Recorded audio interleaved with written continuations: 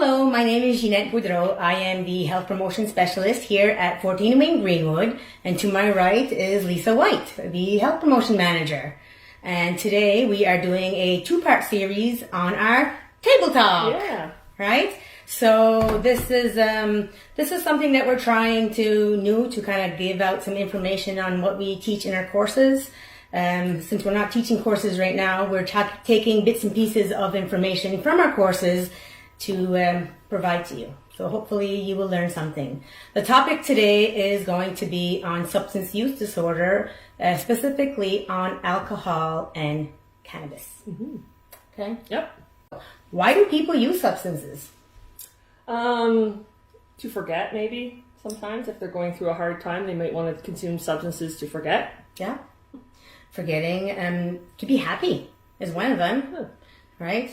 Growing up, drinking was a huge culture in Nova Scotia and in the military at that. So growing up, we drank to have fun, Mm-hmm. right?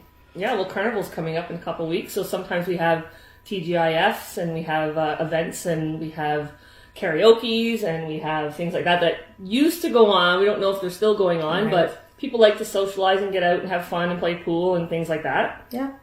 And sometimes when we go out to those events, we have a little bit of anxiety. So, it's been so long since I've socialized with people. So we may turn to alcohol for a little bit of liquid courage in the sense to deal with those feelings, that anxiety that we have, social anxiety sometimes. Yeah. And there's a drinking culture within the Canadian Armed Forces, so it's part of the culture. So I think we've seen some shifts in the culture on how Yes.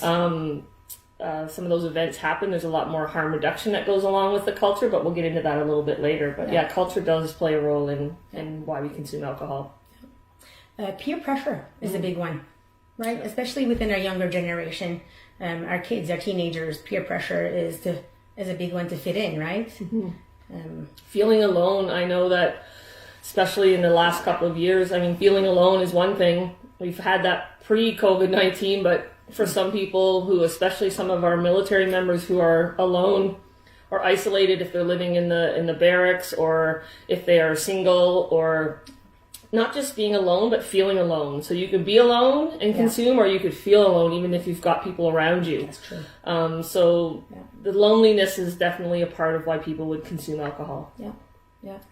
So, and sometimes people drink to sleep, right? To help them fall asleep. Mm-hmm. So, in the grand scheme of things, it's to cope. Yeah. People drink or consume substances, whether it's alcohol, whether it's cannabis, or other substances such as gaming or gambling and stuff like that. Yeah. It's to cope with the inability to deal with the discrimination that's going around with their identity, disability, ethnicity, age, whatever it may be, right? Coping with whatever is going around. Yeah, and not having other coping mechanisms in place. So it's one thing to consume substances, which is fine, but if it's to cope and that's the only coping mechanism you have in place, then that can become a problem over time, right? Yeah. What are the different types of addictions and dependency in regards to substance use? So there's a couple of them. You want to talk about the first one, Ginette? Yes. So there is a physical dependency. So when you stop using, your body still craves the substance. Okay, so you're actually having withdrawal symptoms that are physical. Yeah. Whether it's visual or mental or something like that. That was my education on addictions, on substance abuse, was the physical withdrawal symptoms. But what I learned since being in this course or being in this position is the psychological addiction. When you spend most of your time thinking about it, right? When the next time you're going to use, when am I going to go and have my drink, or I can't wait for Friday, or like kind of thing. So, so there are two different types. A lot of us consume alcohol, we in the Canadian population, and we consume cannabis. And so if you're doing a little bit of self-reflecting and wondering, how am I doing here? What are my coping strategies, right? And then you kind of wonder, well, do I have a problem? So what's the difference between problematic substance use and substance use disorder? Right? Did you know that they existed, and do you know what the difference is, or are they the same? So when you look at problems associated with alcohol, for example, Substances refers to psychoactive drugs, both legal and illegal when we're talking about, including but not limited to alcohol, tobacco, cannabis, opioids, and other forms of drugs such as cocaine. Problematic substance use happens when someone uses a substance like alcohol, for example, in a way that is negative to their health or the lives of those around them or themselves. Yeah. Okay. Mm-hmm. So there are negative consequences. Mm-hmm. And as we start out with maybe experimenting a little bit, we experiment for the first time or we try it. I know my previous husband who was in the military and has had a long career in there, he never drank any alcohol until he came into the Canadian Armed Forces. Right. So that culture is where he started consuming, right? So for the first time, you consume alcohol, which moves into, for some people, occasional use, regular use, misuse, and then we have a disorder, right? Yeah. Usually as you go through the continuum, the consequences usually add up. Yeah. There's more of an impact and there's more consequences as we move through that continuum, right? Yeah.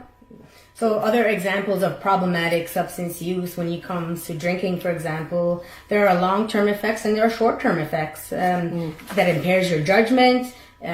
People get hurt. Accidents are happening more when you're under the influence of substances. Mm-hmm. Violence is on the rise. Violent behavior, overdosing. Mm-hmm. We're hearing it on the news all the time, right? With the different types of drugs, fentanyl and all that stuff that's out there. Mm-hmm. And then there's the long-term health problems that happen after using for long periods of time. Yeah. Accidents do occur with increase in use. That's definitely true. And one of the things that a lot of people don't realize is that they have good intentions about dropping their car off at Dooley's, let's say, for example. We have those in Nova Scotia, and then they go and have fun, play pool, consume some alcohol, take a cab home. The next day they come back to pick up their car, and their blood alcohol level is still not back down to its proper level, below 0.08, and then we have impaired driving charges that happen the next day, right? That's something that I learned when I took this program, for sure. Yeah. Yeah. Another example of problematic substance use is not able to cut down. So if you're trying to stop, you recognize that, maybe I'm drinking too much during the week, I should stop drinking, and you're not able to, right? So that could be like a red flag, maybe, right? Also giving up on other important things that you would do with your family, like some of the social and occupational things that you used to be involved in. You're not so much involved in those anymore. So same as your recreational activities and things like that. Yeah. Shift. And usually alcohol or cannabis is usually the focal point of what you're doing, rather than all those other activities that you used to do before it became problematic, right? Yeah. Doesn't mean you can't intermix those in. That would be part of harm reduction. Yeah. But as far as problems go, all the other things that you used to be interested in usually fall by the wayside. Yeah. And then the families typically feel the effects first of a substance use disorder, and then eventually it trickles into the workplace. So if you're starting to feel the effects of a substance use at the workplace, you can start to imagine how possibly it could be at home. Right? Mm-hmm. Usually family members are the first ones to recognize that there's things going on, right? Yeah. So this is some problematic things, getting those DUIs, like maybe having some work complications and things like that. But when does it become a disorder? Okay. So what's the difference, Ginette? Do you know? So when someone uses regularly, despite of the negative consequences. Okay? So, for example, you've already got your DUIs, you've already lost your license, your spouse is continuously asking you to stop or reduce drinking, or fights are happening, kind of thing, right? So the negative consequences are happening more and more, and you continue regardless. Or there's negative consequences. There's negative consequences within the family, probably conflict in the family, conflict in the workplace. Things are happening, and then it becomes like a double-edged sword. Yeah. People are coping because of the complications and the consequences, but the consequences are getting worse, but yet we're consuming still and consuming more. Yeah. Right? Yeah. Despite all those things. So you're having all these consequences, and you're coping with those consequences by using that substance. Using a substance. Yeah. Right? It's a medical condition that often requires treatment from healthcare providers. Substance use disorders can involve both psychological and physical dependency. So you can have both dependencies, right? Which complicates everything. So to summarize, another way to look at it and to remember it is the 4 C's of addictions. The cravings, loss of control or frequency of amount in use, the consequences. Continue to use the substance regardless of the consequences, and then the compulsion. Yeah. A craving and the preoccupation, I find they go together. It's a psychological and it can also be a physical thing as far as the cravings go, especially when you think about drugs, right? Yeah. So it's that craving, it's that preoccupation, and that's where people end up. They can't control. They're at a point where they're almost not responsible anymore for their consumption. Yeah. What are the risk factors associated with substance use disorder? So substance use and addiction problems result from a complex interaction of personal, genetic, and environmental. Sorry. The personal one always comes to mind for me. It's a personal choice, yes, but there's also what type of coping skills do you have in your personal life other than consuming substances? Yes. So do you have those coping mechanisms put in place, those skills that you can use when you have a stressful situation happening? Yeah. Right? Yeah. It's kind of facing it and tackling it rather than running away and keeping those emotions inside. Older generations typically don't talk about their problems, right? Yep. And it's only this generation now that we're trying to reduce the stigma of talking and going to seek help when we're not feeling well. So keeping that inside puts you at a risk, right? It can, and keeping things inside too could also have a little bit of a link to having low self-esteem. Yeah. Your self-concept, self-worth, those types of feelings. If you're sitting with those, that could be something that could be part of your personal life, right? Unrealistic expectations on ourselves and on others. Okay. Sometimes I have to remind myself as a mom, right? Like it's kind of. Nobody's perfect in a sense, right? So why am I hard on myself? Also, not having any healthy support systems in place. I think that goes along with tools and things like that. So that's part of what we're here to do is help provide those tools for your toolbox, right? Yes.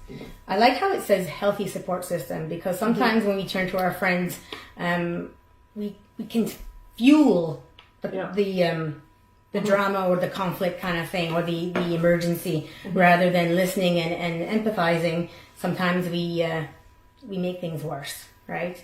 By agreeing or adding our own 2 cents to it. So I like the healthy support, right? Yeah, support systems around you. Yeah. Environmental, so the workplace, the home, the community. So if you're working, I know that workplace stress is pretty high for Canadian Armed Forces. Right, so if you're continuously working in a very stressful situation, or if you have conflict in the workplace or conflict at home, your environment for where you are, as well as your personal coping skills, so you can see how this is coming together, right? There's 2, there's a third one we're going to talk about. Yeah. So having that high stress, high demand, and then low control over your situations. Or it could even be to the opposite end where your job is not demanding. It's so boring actually that rust out. Rust out. It's so boring that you don't feel productive. You don't feel valued in your position, right? Yeah, low job satisfaction. Yeah. Right? Yeah. That happens in our armed forces too. It's not as bad as it used to be, but I can remember people coming off PAT platoon, they call it. Or going into PAT platoon. It's after you finish basic training. You're kind of in that transition between you finishing basic training, going on your trades training course. And if you are on that for too long and not having any sense of purpose in your workplace, and you're bored or you're alone and you're isolated and you're living away from your social support systems, turning to substances, whether it's gaming or gambling, can be a way of coping, right? Yeah. And that's a risk factor for sure. Yeah. And then the easy access of substances, right? Yeah. So that's all over the world, right? Yeah. And then along with what I was saying earlier too, and then you have those repeated duties over and over again that are not satisfying for you, right? So you're bored. There's not enough things to give you purpose and satisfaction. So if you can go from one sense of stress and having lots of decisions to make and a lot of things going on, and you're in a high stress environment, to something where you're in a low stressful environment in your workplace, and then you put that at home. So COVID-19, you look at people home with their families, and that can be stressful in your environment, right? If you're homeschooling and you're trying to work and everybody's in the house and you're not allowed to go anywhere and you're not allowed, like, things are changing now, but if you think of the trends over the last couple of years and where we were, where you can't see your friends and family, you can't visit your loved ones in long-term care facilities, you can't gather, you can't go to parks, like, all of these things have impacted us over the last couple of years. Our environment has been huge. Yeah. It's a big part of it anyway, but if you think about the last couple of years, alcohol sales in Nova Scotia are up 40%. It's true. Right? So people are coping. There's communication breakdown. There's problems within the family. I'm not saying everybody. I'm just saying this is out there. We've been told this. People have told us that they're struggling at home and things like that, right? Yeah. So the environment. Good news is things are starting to open up. Don't jinx it. And I'm just really hoping that as we open up, people open up and come forward and access the resources that are available to them, because that's the thing, right? That's a whole other course, a whole other thing, but the stigma and the fear. And see how personal and environment connect? Yeah. I have that stigma, that stereotype, that fear, the lack of coping skills, and then I'm in this environment that I can't control and I'm having a hard time coping in, and they compound each other, right? Yeah. Yeah. And then on top of that, so the third wheel is your genetic. So family history of mental health issues such as depression, anxiety, PTSD can have an impact. Not to say that just because you have a family history will make you a direct risk of an addiction or a disorder, but knowing that before you try or you experiment substances could protect you in the future. Right? Yeah. Knowing that it's true. Mm-hmm. If you have a mother or uncles and aunts and grandparents, right, that have substance use disorders, you are at a greater risk. You're exposed to it. You're exposed to it, right? Yeah. Dr. Gabor Mate believes that pain is the root of cause for all addictions. Okay, Dr. Gabor Mate is a doctor, a Canadian doctor, and he used to work in downtown Vancouver. On the streets, and he goes around now and talks and gives speeches to our social workers, our teachers, and stuff like that. He is really well known, and it's interesting what he has to say. So knowing that you are at risk with genetics, so when all three of them are intermixed, puts you at a greater risk of developing an addiction. Mm-hmm. Not to say that you will, but it's kind of like a recipe for disaster. Yeah. And there's some costs associated with that too. Yeah. Like 3 times the heart problems, 3 times the back pain, 5 times certain cancers, 2 to 3 times an infection. So as we move closer to, misuse and disorder, and problematic use and disorder, the two of them together, then we start having negative health effects. Yep. Right. So what are some of the health effects that could impact us if we're over consuming alcohol or cannabis? Right. Yeah. So there's a lot. Let's talk about alcohol. Let's talk about that one first. Talk about alcohol. There's a lot of effects. Anyways, a standard drink is 13.6 grams of alcohol. So when you think about alcohol, did you know that it's rapidly absorbed in the bloodstream, and which carries directly into all of your tissues? Within 30 minutes of one standard drink, it can take 2 hours to get rid of the alcohol of one standard drink.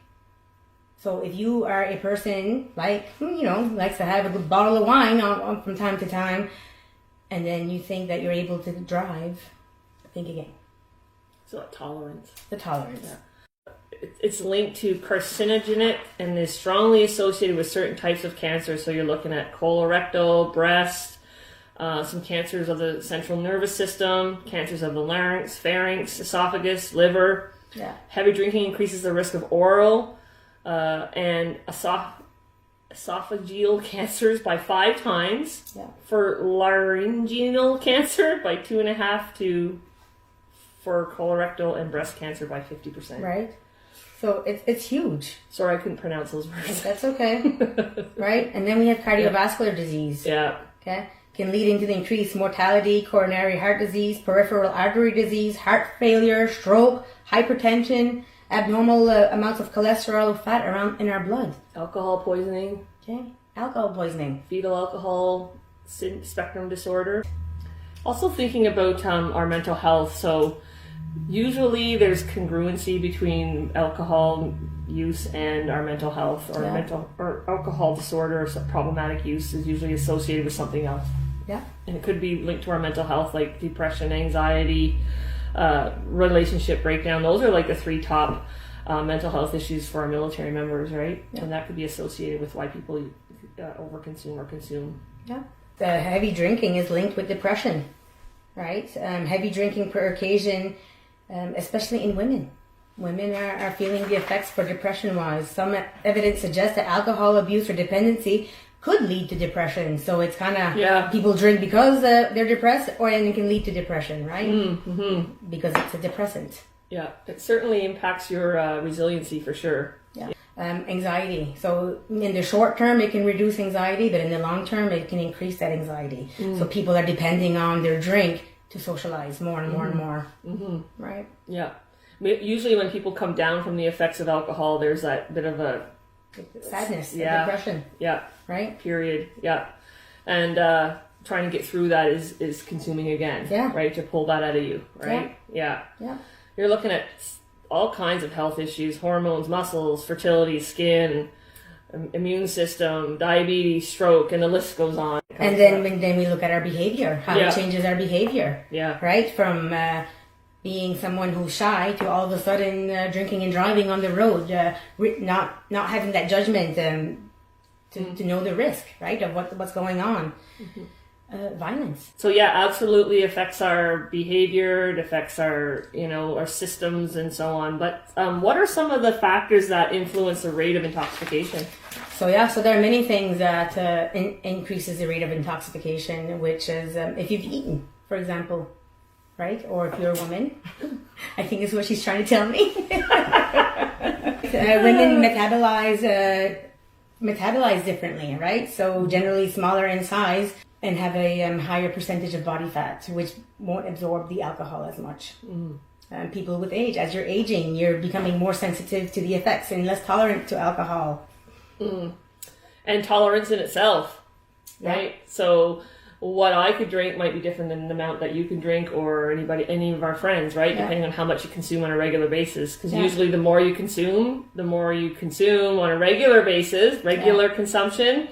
If you're looking for that desired effect, we usually have to consume more over time, right, to get that desired effect that we're looking for, right? And when you can, that can go for cannabis as well and other drugs. Same thing with gaming and gambling, right? If we were to go there, right?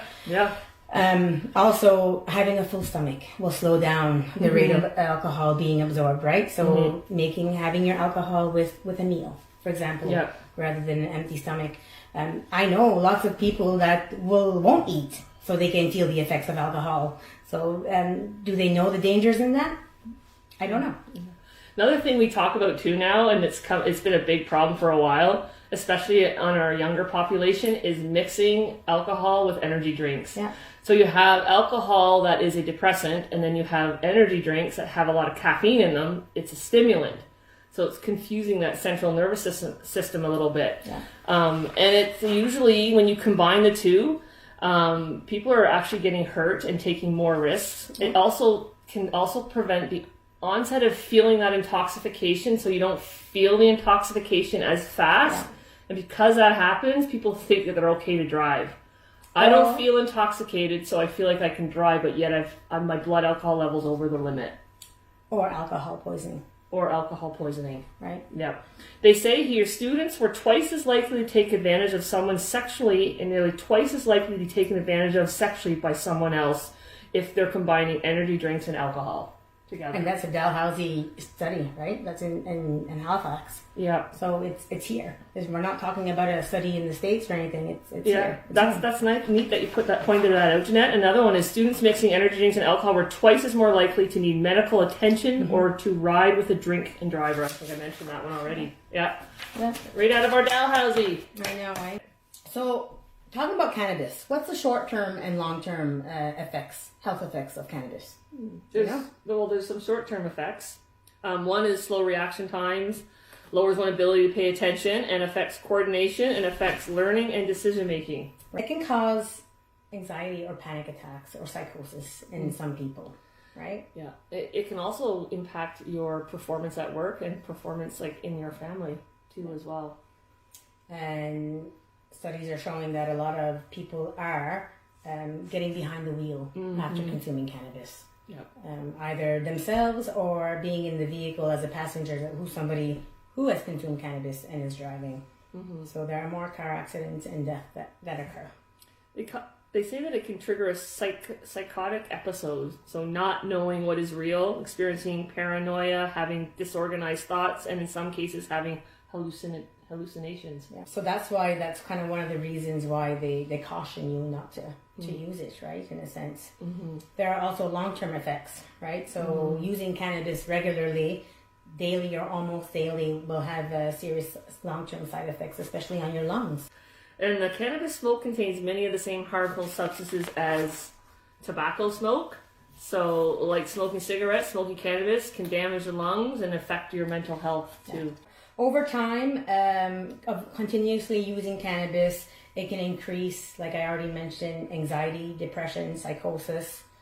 And using higher strains of cannabis, such as shatter or wax and dabs, have a higher percentage of THC, which can have a more, will allow you to feel the effects of cannabis a lot more.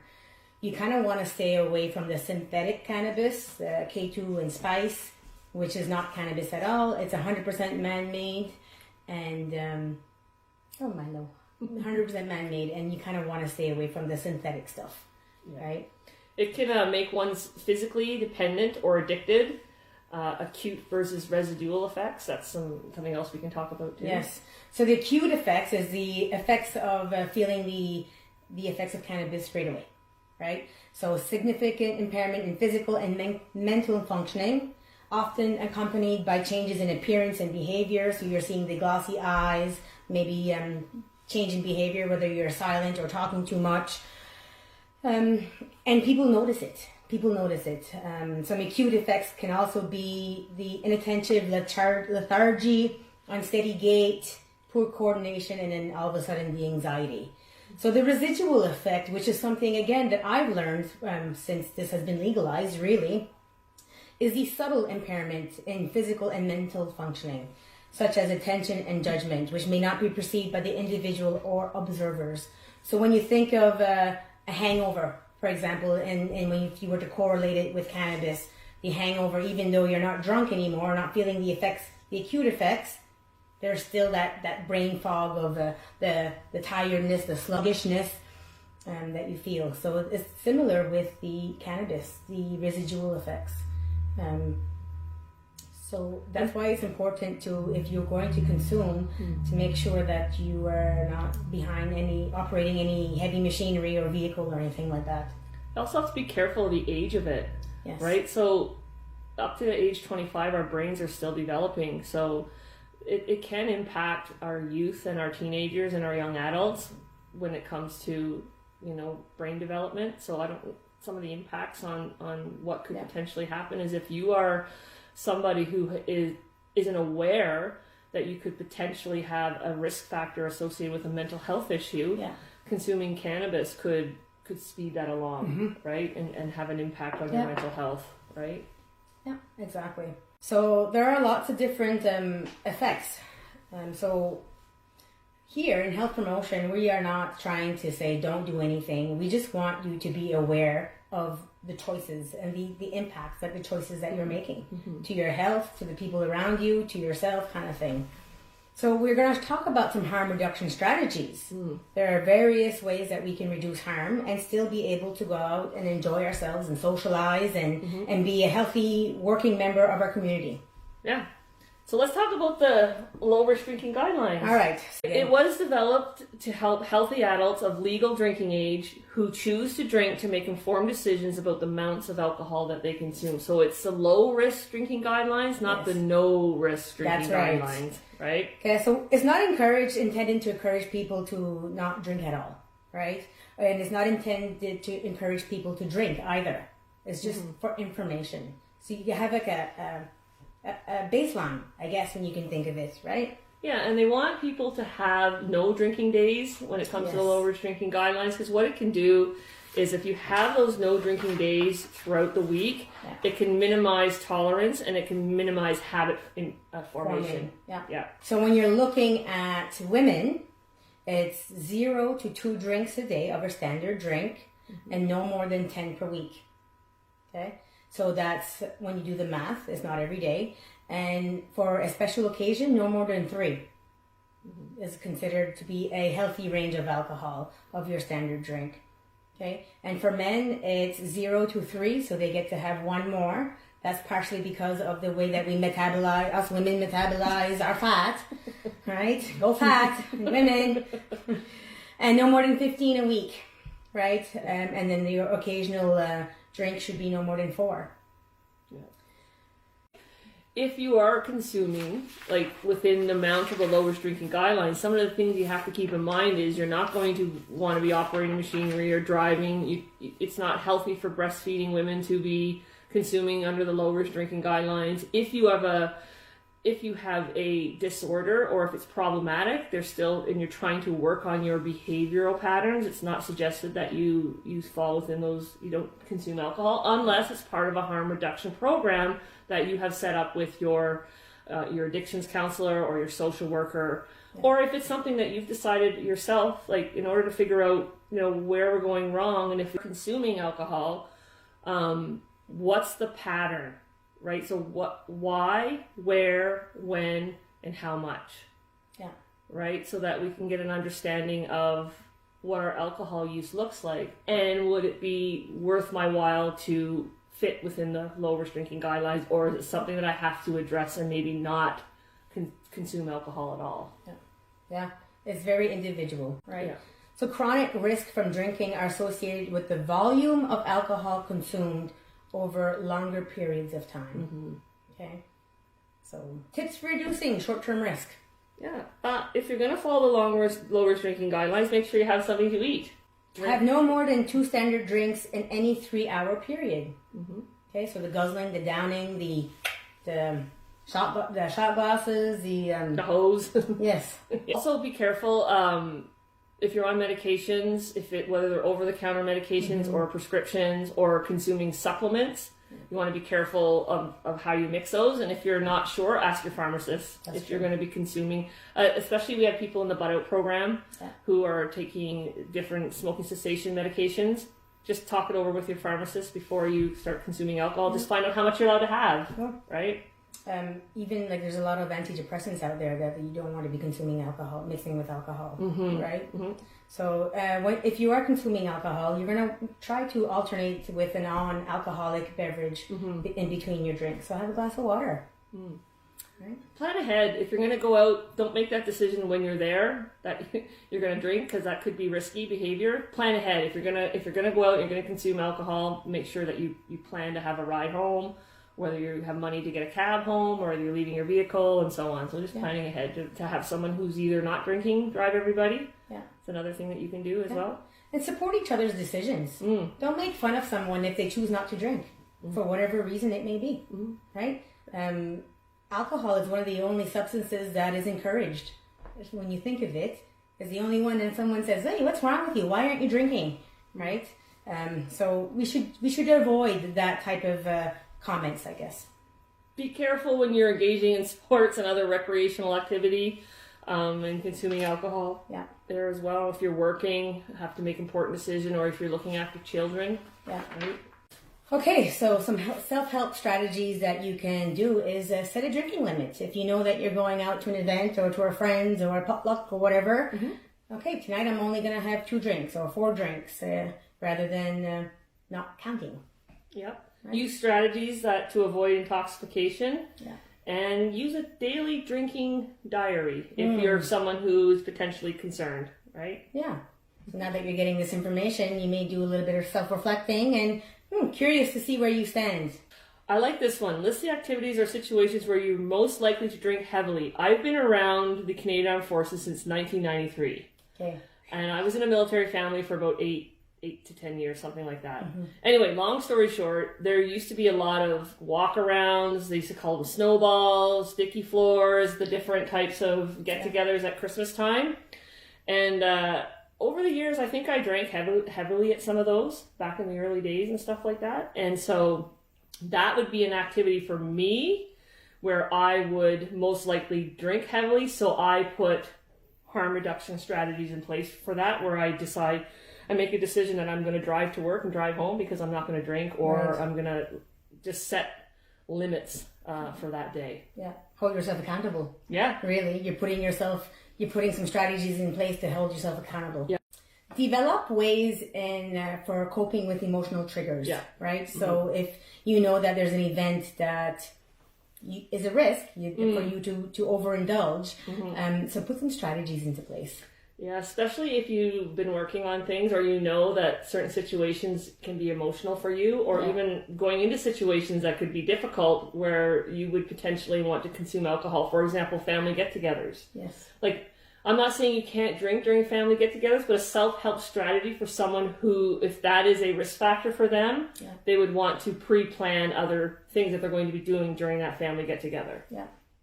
And talk to your doctors. Talk to your doctors about ways to reduce your consumption and best way to help, because you never want to quit cold turkey. Contact your base wing addictions counselor. Barb Lacey is our wing addictions counselor, and you can contact her over at Mental Health. And all our other social workers are over at our mental health clinic. So contact that number at 765-1494, extension 5215. Right. And if it's after hours, we have a lot of 1-800 numbers that you can contact, where there's a counselor on the other line 24 hours a day, ready to help answer questions and to help you guide you through whatever conflict you're going through. That's the CAF map, and we can post that number on our Facebook page. It's the Canadian Armed Forces Members Assistance Program, and we also have EAP numbers for D&D and PSP employees. Yeah. The thing with addiction is it happens to anyone. He doesn't care if you're a doctor, an RCMP, or a colonel in the military, for example, or a mom or dad. Addiction targets everyone and anyone. So it's important to be able to get away from the stigma that addiction can't happen to me, because it can. And sometimes we feel that I know better, or I should not let this happen to me. But and again, it can and it does. So seeking resources earlier rather than later in life, when you're feeling the effects quite strong, the negative effects, it's easier to put the strategies in place beforehand. Yeah. What about some strategies for cannabis, though? It's a little bit different than alcohol. I mean, there's some similar strategies, resources and things like that. But what can we do for strategies when it comes to cannabis? Well, the best thing to do is to not use it at all, not consume cannabis at all, right? For any substance, again, right? The best way is to not consume, whether it's alcohol, cannabis, gambling, gaming. But we are all human, and we do like to socialize and enjoy ourselves.